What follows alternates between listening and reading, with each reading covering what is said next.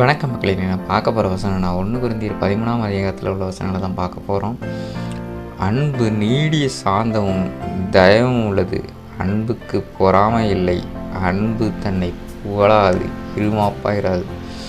அன்பு இருந்தால் என்ன இருக்குமா? நீடிய சாந்தம் இருக்குமா, தயவு இருக்குமா, அன்புக்கு பொறாமை கிடையாது, அன்பு தன்னை புகழாது, இருமாப்பாக இருக்காது, அயோக்கியமானதை செய்யாது, தற்பொழிவை நாடாது, சினமடையாது, தீங்கு செய்யாது.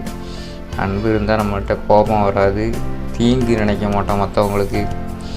அதுக்கப்புறம் அநியாயத்தில் சந்தோஷப்படாமல் சத்தியத்தில் சந்தோஷப்படும். அநியாயம் நடக்கும்போது நமக்கு சந்தோஷம் இருக்காது, அடுத்தவங்களுக்கு கஷ்டம் வரும்போது நம்மளும் கஷ்டப்படுவோம். சகலத்தையும் தாங்கும், சகலத்தையும் விசுவாசிக்கும், சகலத்தையும் நம்பும், சகலத்தையும் சகிக்கும். எல்லா விஷயங்களையும் நம்ம சகித்து நடப்போம், எல்லா விஷயத்தையும் நம்ம நம்புவோம், எல்லா விஷயத்தையும் நம்ம விசுவாசிப்போம். அதான் இந்த அன்பு நம்மளுக்கு எல்லாத்தையும் நம்மளுக்கு உருவாக்குது. அன்பு ஒரு காலம் ஒழியாது. தீர்க்க தரிசனங்கள் ஆனாலும் ஒழிந்து போம், அந்நிய பாஷைகள் ஆனாலும் ஒழிந்து போம், அறிவானாலும் ஒழிந்து போம், ஆனால் அன்பு ஒழிந்து போகாது. தீர்க்க தரிசனம் கூட ஒழிந்து போகுமா, அந்நிய பாஷைகளும் ஓய்ந்து போகுமா, அறிவு கூட ஒழிந்து போகுமா, ஆனால் அன்பு அழியவே அழியாது. அதான் அந்த வசனங்கள் நம்மளுக்கு உணர்த்துது.